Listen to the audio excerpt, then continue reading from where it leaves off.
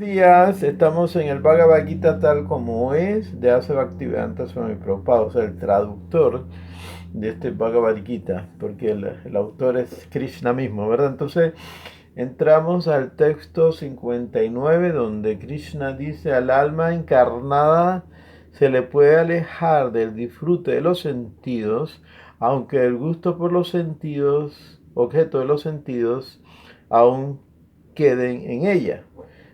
Pero al experimentar un gusto superior y dejar por ello semejantes ocupaciones, su conciencia queda fija.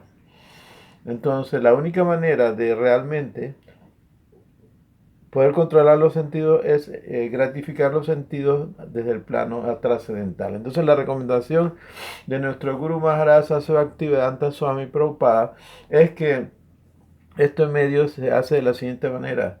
Como dice Krishna, todo lo que comas, todo lo que hagas, como todo lo que ejecutes, debes hacerlo como una ofrenda a mí. Entonces, digamos, si uno tiene que comer, lo que uno hace es preparar la comida sin probarla, ¿verdad?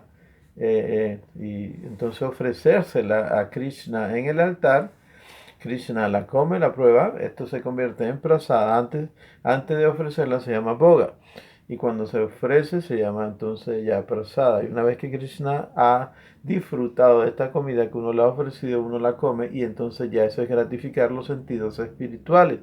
Entonces el hablar, si es relacionado con Krishna, se convierte en el hablar en el plano espiritual, el trabajar, el caminar, cualquier acción que uno ejecute pensando en sí Krishna, entonces se convierte inmediatamente en una acción espiritual, y eso es lo que ayuda a que uno se libere del concepto material. Cuando yo ejecuto alguna actividad en base a mi propia gratificación de los sentidos, entonces me estoy enredando en la gratificación de los sentidos. Entonces la idea es que si yo ofrezco mis actividades o las acciones de mis sentidos a Krishna, entonces esto ya no es la gratificación de los sentidos a nivel personal, ¿verdad? Entonces es espiritual y es la única manera, de acuerdo a nuestra línea de sucesión discipular del Bhakti Yoga, de poder controlar los sentidos. De lo contrario, los sentidos se vuelven unos monstruos cuando uno trata de reprimirlo. Habrán algunas personas que logran el resultado reprimiendo los sentidos, pero son muy pocos. Entonces lo más fácil, lo más práctico para nosotros es utilizar los sentidos al servicio del Señor Supremo. Oh Arjuna, los sentidos son tan fuertes e impetuosos que incluso arrastran a la fuerza la mente del hombre de buen juicio que se esfuerza por controlarlos. Y eso ya lo tenemos de experiencia. Cómo la mente se manifiesta, que es el sexto sentido, que ella es la receptora de las impresiones de todos los sentidos, como ella actúa caprichosamente y es muy difícil controlarla. Aquel que restringe los sentidos, manteniéndolos totalmente bajo control y fija su conciencia en mí, es conocido como un hombre de inteligencia estable. Ya nos explicó el Guru Maharaj y la Prabhupada cómo nosotros realmente podemos controlar los sentidos. A través de las instrucciones del Guru, él nos indica cómo proceder. El Guru se convierte como en nuestro médico espiritual. Cada uno de nosotros tenemos un estado de conciencia contaminada, ¿verdad? Porque nosotros tenemos un cuerpo sutil que consta de ego falso, inteligencia material y mente material. Eso se nos dio cuando llegamos al mundo material y siempre viajamos con ese cuerpo sutil en la transmigración de cuerpo, en el samsara. Resulta ser que con el tiempo de estar en el samsara o transmigrando de un cuerpo a otro, uno crea otro cuerpo sutil llamado conciencia contaminada. Entonces el gurú ve cuál es nuestro estado de conciencia y nos recomienda ciertas actividades para desarrollar el servicio devocional. Hay digamos, instrucciones generales, como por ejemplo cantar mínimo 16 rondas o cuentas o rosarios o verdad o malas diaria Otra es ser vegetariano, seguir los 4 principios regulativos, ser vegetariano, o sea, no comer carne, ni huevo, ni pescado, no intoxicarse, no juego de azar, no sexo ilícito. Entonces, esas son reglas básicas, pero hay reglas que el gurú le manifiesta a uno directamente porque conoce cuál es el estado de conciencia de uno. No es que nosotros vamos a hacer todo igual que otras personas, eso es imposible. También podemos aprender a través de los acharyas, digamos en las escrituras reveladas, como el Srimad Bhagavatam y el Chaitanya Charitamrita, se explican, o aquí en el Bhagavad Gita, cómo algunos devotos han estado en ciertas dificultades y nosotros podemos aprender de ellos, como en el caso de Arjuna, que estaba en la dificultad del apego hacia su vida familiar. Entonces, a través de los libros, a través de los acharyas que están presentándonos las escrituras, podemos también aprender a aplicar correctamente la información para nuestro beneficio espiritual. Al contemplar los objetos de los sentidos, en la persona se desarrolla el apego a ellos. Y de ese apego nace la lujuria y de la lujuria surge la ira. Aquí está Krishna explicando cómo aparece el asunto esto, quedar atrapado en el cautiverio de la material, ¿verdad? Entonces también continúa. De la ira surge la ilusión completa y de la ilusión la confusión de la memoria. Cuando la memoria se confunde, se pierde la inteligencia y al perder la inteligencia uno cae de nuevo al charco de la existencia material. Entonces, él está presentando, por ejemplo, los síntomas. Cuando uno comienza a sentir molestia en la garganta, un ejemplo, ¿verdad?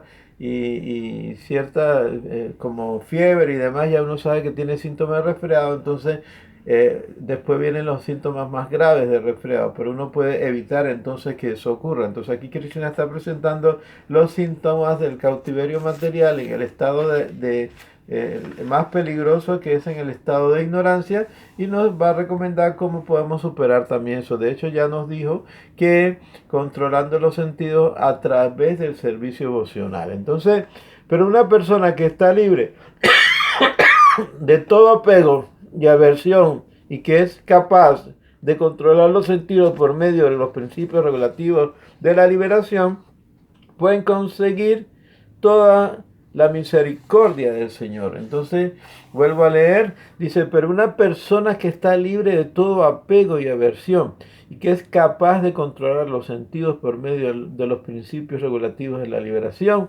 puede conseguir toda la misericordia del Señor. Entonces, aquí está dando la instrucción de seguir los principios regulativos para lograr entonces controlar los impulsos de los sentidos, ¿verdad? Y como dije anteriormente, una de las fórmulas de regular el impulso de los sentidos es utilizar los sentidos para la gratificación del Señor Supremo y no buscar la gratificación propia, y consecuentemente nosotros recibimos la misericordia del Señor Supremo porque Él nos ofrece entonces la gratificación de los sentidos de una manera sana, sensata. Él dice: todo lo que tú ejecutes, hazlo como una ofrenda a mí. Si tú realizas la acción de esa manera, entonces tú no incurres en reacción pecaminosa. ¿Ves? Él asume esa responsabilidad. Para aquel que encuentra satisfacción, perdón, para aquel que se encuentra satisfecho de ese modo, en el estado de conciencia de Krishna o de Dios o del Señor Supremo, deja de existir las 3 clases de sufrimiento de la existencia material.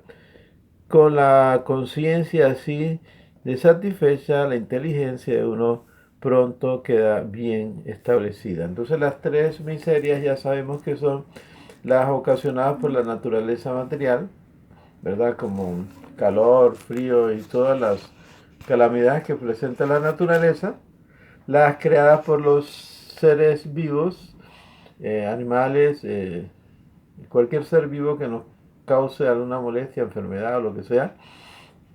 Y la otra miseria es la que nos causa la mente, que esa es la peor porque la mente está con nosotros 24 horas. Así que hay que... Pero aquí Krishna dice que si uno logra establecerse en conciencia de Krishna, o sea, de Él, manteniéndose siempre estable en ese estado de conciencia, uno se libra de los 3 tipos de miserias. Aquel que no está relacionado con el Supremo mediante el estado de conciencia de Krishna, no puede tener ni inteligencia trascendental ni una mente estable, sin lo cual no hay posibilidad de encontrar paz. ¿Y cómo puede haber felicidad alguna sin paz? Entonces, ya está comprobado por los que practicamos este asunto, como no está en un estado todavía de proceso de desarrollo, puede captar la diferencia entre el momento en que uno está así consciente de Krishna y ejecutando servicio devocional con esa mentalidad libre, como hay un estado de conciencia, de paz, de tranquilidad, de felicidad, que se pierde porque todavía no somos devotos puros, momentáneamente se pierde, la recuperamos y estamos en el proceso, pero sí ya uno a estas alturas de estar practicando conciencia de Krishna, uno puede hablar con propiedad de que sí hay un beneficio muy notorio y entonces uno sigue buscando el éxito en su totalidad, ¿verdad? Así como un fuerte viento arrastra un bote que se encuentra en el agua, asimismo uno solo de los errantes sentidos en el que se concentre la mente puede arrastrar la inteligencia del hombre. Entonces, ya hemos visto que aquí estamos en un concepto de filosofía de análisis del comportamiento, ¿verdad? Entonces, aquí Krishna está diciendo, ten cuidado, no descuides el comportamiento de tus sentidos. Nosotros tenemos 5 sentidos de adquisición de conocimiento, 5 sentidos de acción y el sexto sentido que la mente, o puede llamarse el 11º sentido. Entonces, los 5 sentidos de la acción son las piernas, el órgano genital, el ano, las manos, y la boca tiene 2 funciones, una de trabajo, ¿verdad? Cuando uno mastica, cuando uno habla, y también de adquisición de información cuando uno saborea, ¿verdad? Entonces, la boca tiene 2 funciones entre los sentidos que se está mencionando. Entonces tenemos los oídos, los ojos, la nariz, la piel o el tacto. Estos sentidos son de adquisición de conocimiento, porque yo olfateo y entonces entiendo que existe un buen olor o un mal olor, escucho un sonido, entonces ya es referencial, veo algo, etcétera. Entonces se le llama sentidos de adquisición del conocimiento. Y a la mente se le llama el sexto sentido, que es la receptora de la información de los 10 sentidos mencionados. Entonces la mente percibe lo que está pasando con los 10 sentidos, ¿verdad? Del trabajo y de adquisición de conocimiento. Entonces aquí Krishna nos está indicando cómo nosotros podemos controlar los sentidos de la acción teniendo un control sobre la mente. Por eso entonces es muy importante cantar mantras. Man es mente y tra liberación.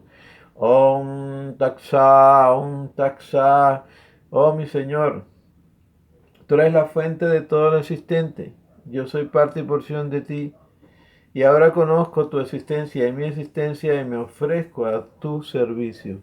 Entonces, practicar el concepto de Sambandha Videya Prayoyana, o sea, escuchar las referencias del desarrollo espiritual, llevarlo a la práctica y entonces, y así se logra el éxito en el proceso. Entonces, hay una metodología presentada por Jiva Goswami que dice Sambandha Avideya y Prayoyana, teoría, práctica y observación. Entonces, seguimos aquí con el Srimad Bhagavad Gita. Dice, por lo tanto, tú, el de los poderosos brazos, todo aquel cuyos sentidos están apartados de los objetos de los sentidos, tienen sin duda una inteligencia firme establecida. Entonces, apartar los sentidos de los objetos de los sentidos no es reprimirlos, porque aquí mismo Krishna dice que es aquel que reprime las acciones de sus sentidos, pero está contemplando los objetos de la gratificación de los sentidos, un farsante. Entonces la idea es utilizar los sentidos para el servicio del Señor Supremo. ¿Cómo se utilizan? Bueno, yo veo la forma del Señor Supremo, yo hablo acerca del Señor Supremo, saboreo la comida que le ofrecía el Señor Supremo, toco los pies del loto del Señor Supremo en la forma de deidad, ¿verdad? Huelo la fragancia de las esencias que se le ofrece al Señor Supremo, ya sea incienso o esencia perfumada, ¿verdad? O las flores que se le ofrecen. Entonces así nosotros podemos realmente controlar nuestros sentidos cuando nuestros sentidos perciben las cosas que se le han ofrecido al Señor Supremo. Ese es el método Bhakti Yoga. Hay diferentes escuelas, diferentes metodologías. Krishna le enseña a Arjuna algunas de ellas aquí, le resume todo el contenido de los procesos de yoga a través de lo que le llama el Karma Yoga, Jnana Yoga y Bhakti Yoga. Entonces, lo que Srila Prabhupada nos enseña es que a través del Bhakti Yoga podemos desarrollarnos en diferentes sistemas de yoga y tener éxito. ¿Ves? O sea, en otras palabras, el Bhakti Yoga es la raíz de todos los yogas. Entonces, lo dice Krishna aquí, lo que es la noche para todos los seres, es el periodo en que el autocontrolado se despierta. Y el periodo que todos los seres se despiertan es la noche para el sabio introspectivo. Entonces, esto, si lo vemos desde un punto de vista filosófico, es que una persona que está en el desarrollo espiritual o está ya desarrollada tiene una visión muy diferente a la visión de una persona que es materialista. Entonces se compara como por ejemplo la luz y la oscuridad, ¿verdad? Entonces como el objeto y la sombra. Entonces son dos niveles de conciencia muy diferentes. También se puede aplicar el hecho de que, digamos, una persona que es practicante de la vida espiritual se levanta muy temprano, entre las 3 de la mañana y 4 de la mañana, para aprovechar las horas más auspiciosas de la mañana, que es entre 4 de la mañana y 5, que es la hora donde predomina la modalidad de la bondad del Sattva-guna. ¿Ves? Y entonces hay que acostarse más temprano para poder levantarse temprano. En cambio, una persona que está en otro estado de conciencia se acuesta tarde y se levanta tarde. Entonces vamos a seguir aquí con esta lectura tan importante del Srimad Bhagavad Gita, donde Krishna dice, la persona que no se perturba por el insensato fluir de los deseos, que entra en ella como los ríos en el océano, el cual, aunque siempre se está llenando per, permanece calmado.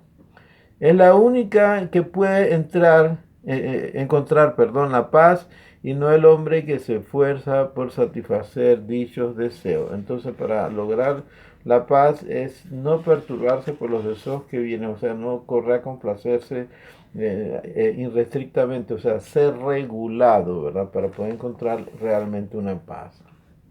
Solo puede encontrar la verdadera paz la persona que ha renunciado a todos los deseos de complacer los sentidos, que vive libre de deseos, que ha renunciado a todo sentido de posesión y que está desprovista de ego falso. Ya estamos hablando de un grado de conciencia muy desarrollado donde la persona se está viendo como alma espiritual eterna y llena de bienaventuranza. Ese es el camino de la vida espiritual divina. Después de llegar a ella, el hombre no se confunde. Si incluso a la hora de la muerte uno se encuentra en ese estado, puede entrar al reino de Dios. Entonces, ya viviendo en un cuerpo físico, uno puede lograr ese estado de conciencia, ¿verdad? Es cuestión de adentrarse más en lo que es la vida de la práctica de servicio devocional. Entonces, con esas palabras, Krishna concluye el capítulo 2 del Bhagavad Gita. Y recordemos que el Bhagavad Gita tiene 5 puntos a estudiar o a conocer, que son el tema del karma, el tema de las 3 modalidades de la naturaleza material, el tema del tiempo, el tema de la entidad viviente y el tema del Señor Supremo. Entonces esos son los 5 puntos de referencia del Bhagavad Gita, donde Krishna entonces presenta también 3 sistemas de yoga que abarcan todos los sistemas de yoga que conocemos, porque yo he contado como 42 sistemas de yoga, pero hay más. Y entonces Krishna los presenta en tres conceptos. El karma yoga, o sea, el yoga de la acción. Todo aquello que tiene que ver con acción es karma yoga. Entonces muchas personas piensan que el yoga nada más es ejercicio. Eso es una parte del yoga, ¿verdad? Pero el karma yoga uno lo puede aplicar en cualquier condición. Digamos, si yo estoy trabajando y mi trabajo es ser músico o artistas plásticos, yo utilizo esa acción al servicio del Señor Supremo y eso es llamado karma yoga. Entonces, cualquier profesión que uno tenga, la acción, si la ofrece el Señor Supremo, es karma yoga. Si alguien está limpiando el piso o cocinando o en cualquier posición de la sociedad que tenga, como obrero, como comerciante, agricultor, administrador de Estado, guerrero, intelectual, si la persona utiliza esa acción, ¿verdad? Que es una condición de la sociedad, un servicio que la persona está haciendo para la sociedad, se lo utiliza para ofrecérselo al Señor Supremo. Uno se lo ofrece antes de la acción y después de la acción también y durante la acción hacerlo. Entonces, si uno hace eso de una forma meditativa, esa acción se convierte en karma yoga.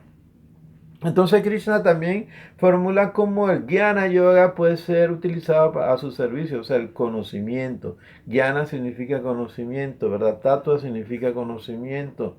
Veda significa conocimiento. Entonces, utilizar la tendencia de la adquisición de conocimiento y la información, ¿verdad? Al servicio del Señor Supremo. Así que si una persona está haciendo una investigación de cómo controlar el virus que está acabando con la sociedad humana, ¿verdad? El COVID-19. Entonces, resulta de que esa persona está realizando una acción a nivel intelectual porque está investigando.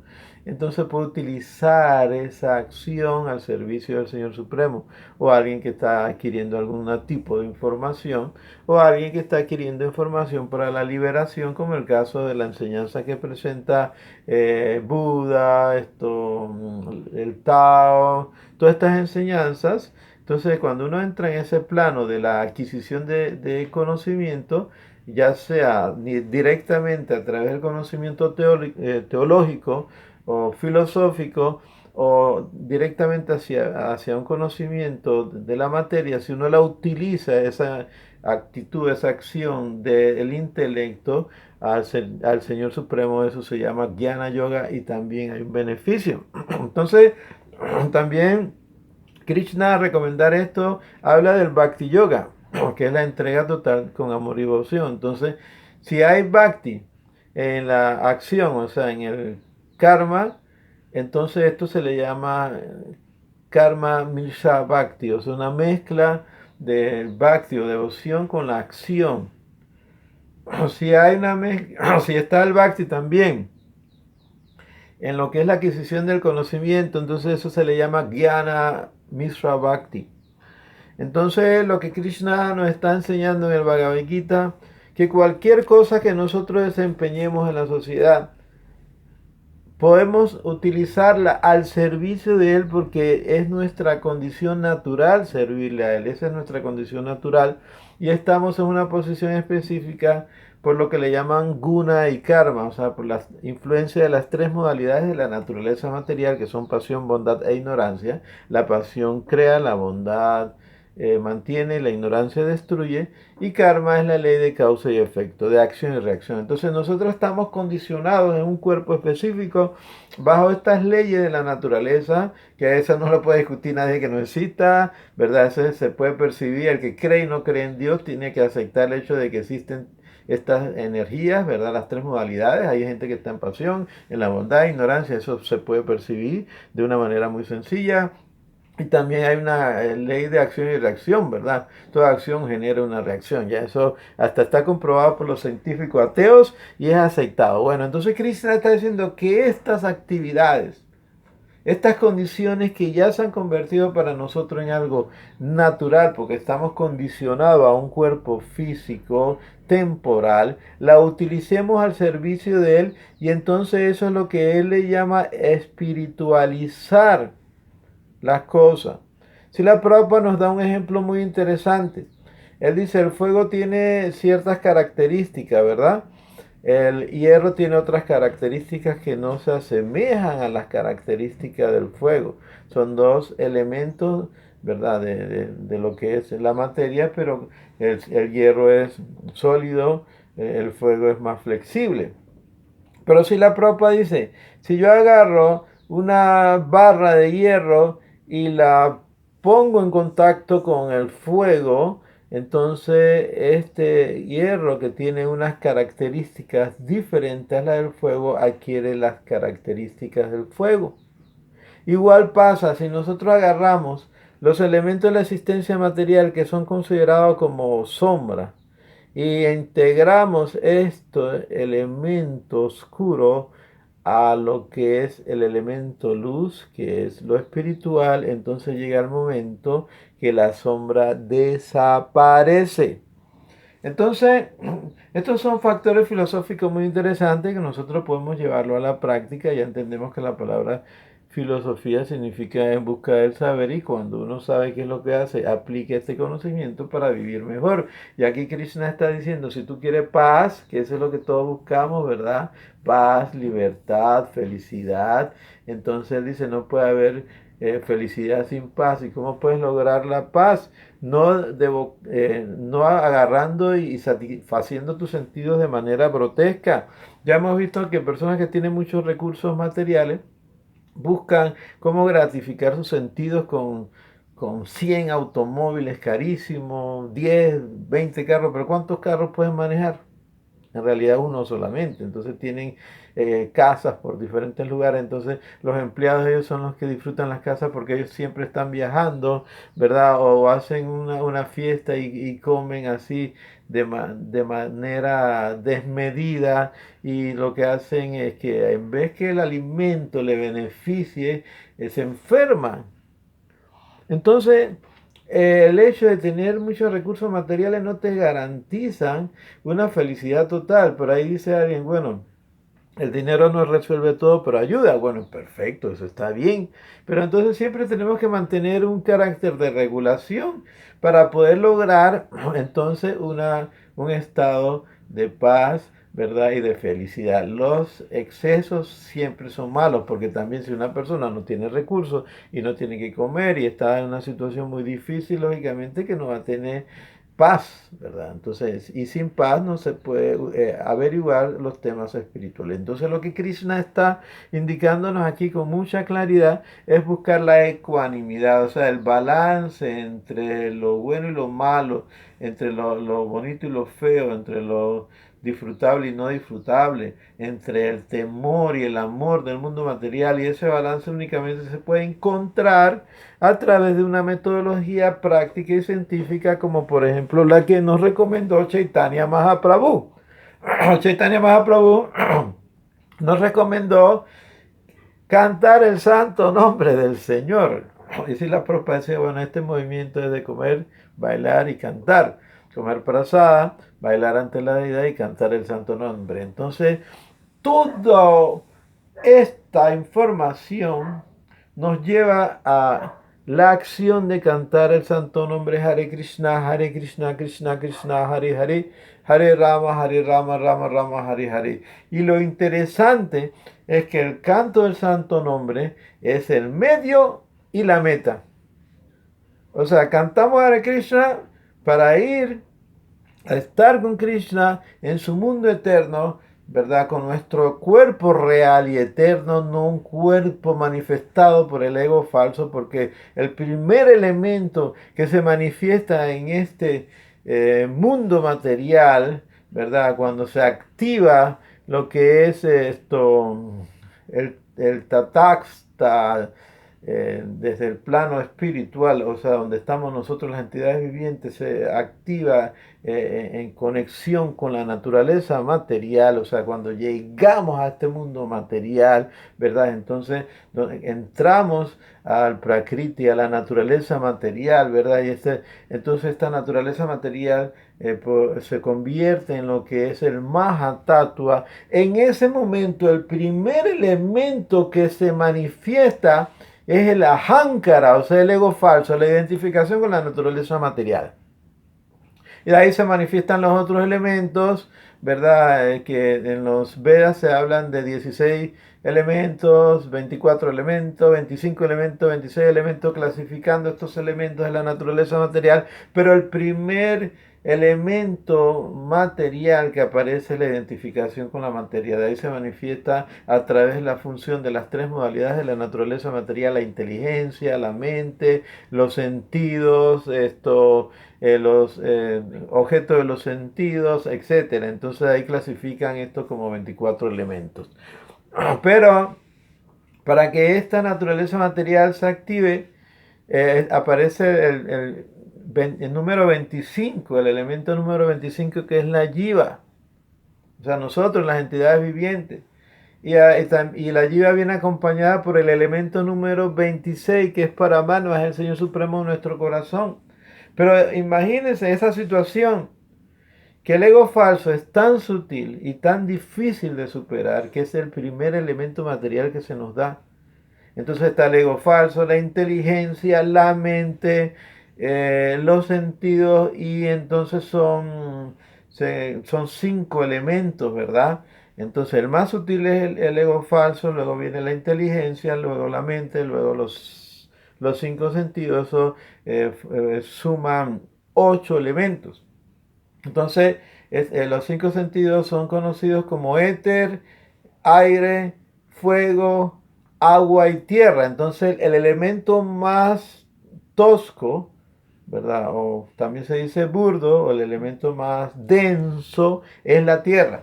Y la tierra contiene todos los otros elementos. Entonces uno, a través de este método de autorrealización, cantando el santo nombre de Krishna, Hare Krishna, Krishna Krishna, Hare Hare, Hare Rama, Rama Rama, Hare Hare, uno suspende de su existencia el elemento tierra y pasa a un estado de conciencia de elemento agua. Posteriormente supera ese estado de conciencia y entra a un estado de conciencia de elemento fuego. Luego supera eso y entra a un estado de conciencia de elemento aire.